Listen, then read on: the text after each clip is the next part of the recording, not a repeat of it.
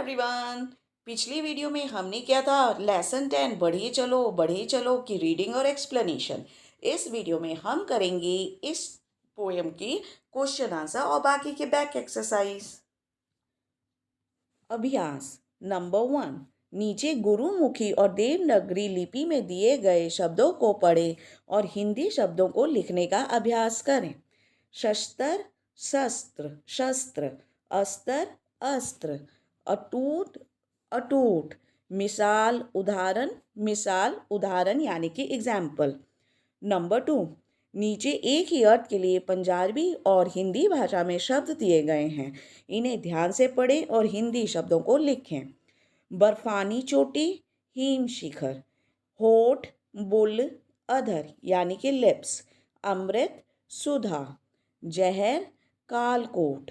होली, फाग। आज़ादी, स्वतंत्रता यानी इंडिपेंडेंस। अब हम करेंगे नंबर 3। इन प्रश्नों के उत्तर एक या दो वाक्यों में लिखें। Question number 1।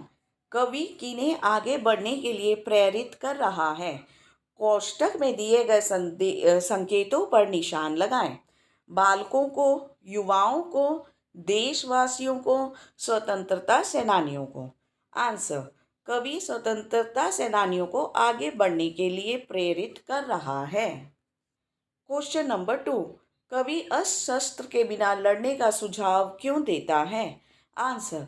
कवि गांधीवादी विचारों का समर्थक है, अतः वह बिना अस्त्र शस्त्रों के लड़ने का सुझाव देता है।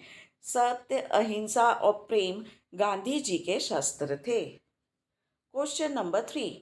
यह कविता देश के आज़ाद होने से पहले लिखी गई थी अथवा बाद में? आंसर।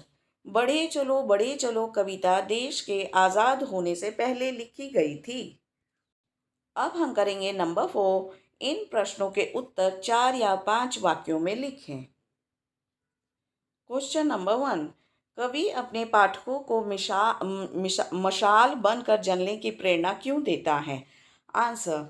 कवि स्वतंत्रता सेनानियों को मशाल बनकर जलने की प्रेरणा इसलिए देता है ताकि आज़ादी के रास्ते का अंधकार दूर हो सके, देश के अन्य लोग भी कदम से कदम मिलाकर आगे बढ़ सकें।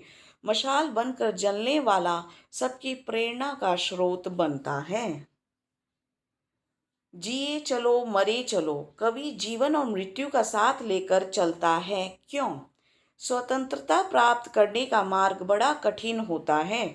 इस रास्ते पर जीवन भी है और मरण भी। आज़ादी प्राप्त होना जीवन है और आज़ादी के लिए कुर्बान होना मरण है।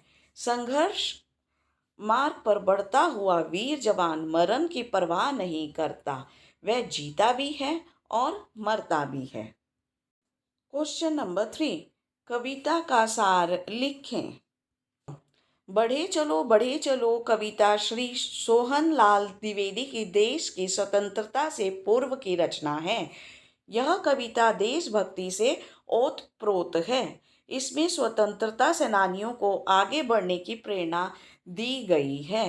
कवि कहता है कि चाहे तुम्हारे पास कोई शस्त्र नहीं है और खाने को कुछ भी नहीं है, फिर भी आज़ादी के मार्ग पर बढ़ते चलो। तुम अपने मार्ग की बड़ी से बड़ी बाधा को भी चीर कर आगे बढ़ो। झुकने का नाम न लो। इसके लिए तुम अपने रक्त की एक एक बूंद बहा दो। युगों की परतंत्रता को समाप्त कर दो। परतंत्रता यानी गुलामी। कभी भी भयभीत नहीं होना चाहिए। व्यक्ति को सदैव आगे बढ़ते रहना चाहिए। अब हम करेंगे नंबर 5। इन शब्दों के अर्थ लिखते हुए वाक्यों में प्रयोग करें। समक्ष, सामने। मेरे समक्ष बहुत ही बड़ी समस्या थी। कालकूट, तेज जहर। आज़ादी पाने के लिए व्यक्ति को कालकूट भी पीना पड़ता है। सुधा, अमृत। माँ का आशीर्वाद अमृत समान होता है। फाग, होली। सैनिकों को फाग का सेंटेंस आप यहाँ से लिख लीजिएगा। सैनिकों ने भारत को आज़ादी दिलाने के लिए रक्त की फाग खेली। अशेष, संपूर्ण, माँ अपना आशीष बच्चों पर कुर्बान कर देती है, यानी कि सब कुछ। विपरीतार्थक शब्द लिखें। स्वतंत्रता, परतंत्रता। मरण, जीवन। कालकूट, कालकूट यानी कि जहर। सुधा, सुधा यानी कि अमृत। नंबर 7, संज्ञा शब्द बनाएं। रुकना, रुकावट। झुकना, झुकाव। जलना, जलन। निखरना, निखार। बिखरना, बिखराव।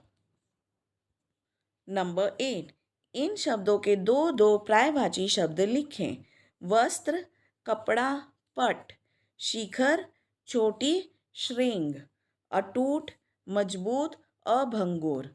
राग, सुर, प्रेम। मशाल, मुराड़ा, लौ। मिसाल, उदाहरण, नमूना यानी कि एग्जाम्पल। नीर, जल, पानी। तो बच्चों, ये था आपका लेसन 10 बढ़े चलो के क्वेश्चन आंसर और इसकी बैक एक्सरसाइज। अगर आपको इसकी रीडिंग और एक्सप्लेनेशन की वीडियो देखनी है तो do not forget to subscribe to our channel and also like and share this video. Thank you very much everyone. Have a nice day. Bye bye.